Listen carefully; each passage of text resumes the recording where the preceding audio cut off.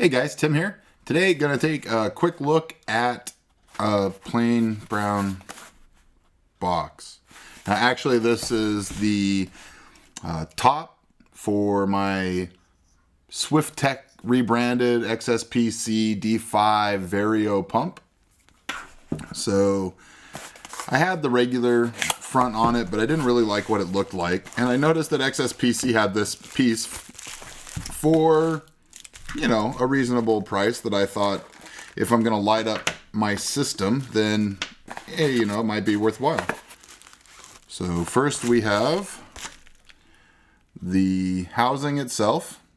So this is kind of why I bought it. And it's got that brushed aluminum look, but it is acetate. So nice and light. You will want to be careful with the threads because it is acetate. So a good trick that I found that I use for plumbing a lot when you're doing copper is if you reverse the thread until it feels like it's seated properly, and then you start threading it in, you have a much better chance of not cross-threading your connection, and that will void the warranty. So do not be really careful when you're screwing in the threads on these guys. It's the same with anything. If you cross thread anything, the warranty is going to be void, whether it's, you know, a kitchen faucet or a piece of water cooling. So you do need, I will point this out, with your pump that came in its original housing, you should have an O-ring. So you do need this O-ring for inside to put the pump in. So the pump just sits in. And then the back plate on this is a little different than most of them. Most of them have a compression fitting. This one actually has a screw-on fitting, which I don't know if it's better or worse, to be honest with you. I'll have to put it on and see what I think about it, but it's definitely going to look better. So it's just, you know, a nice acetate back plate, and it just goes right on. So it just fits over your cables and goes right on the block. And it is a little tight. So it just goes down there nice and firm. So this is the mounting plate. So you screw it in from the bottom. Where are they? So there's two screws on the bottom here. And you have your two small screws on the bottom here. So little accessories it comes with.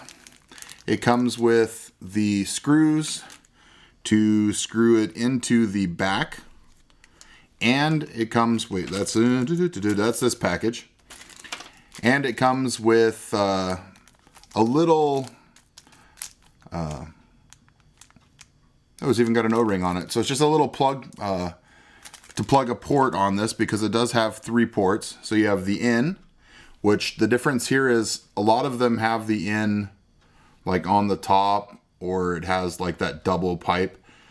So the in is right in the middle, and then you can output here or output here.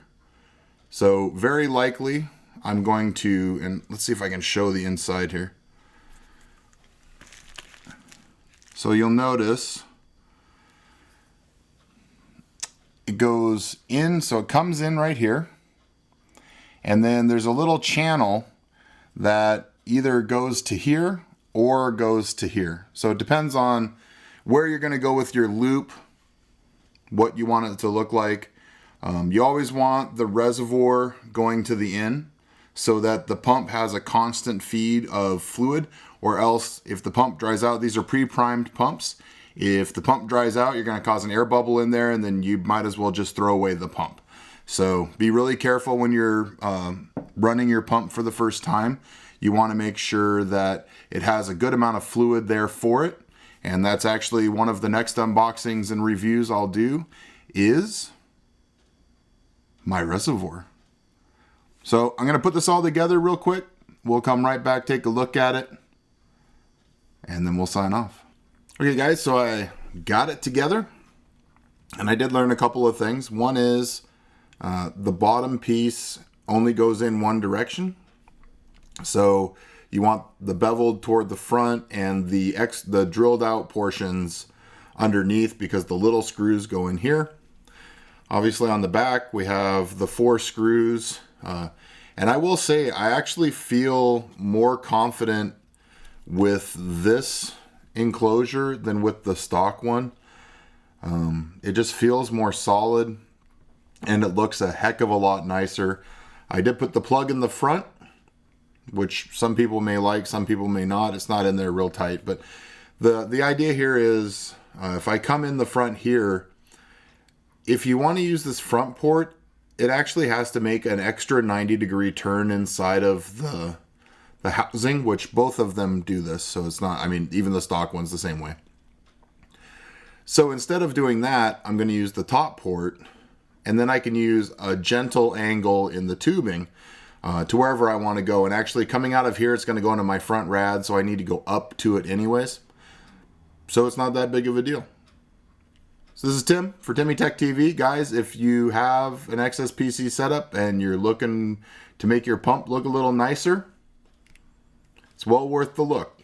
So this is Tim for Timmy Tech TV. Keep watching, guys. Please like and subscribe, and we'll see you next time.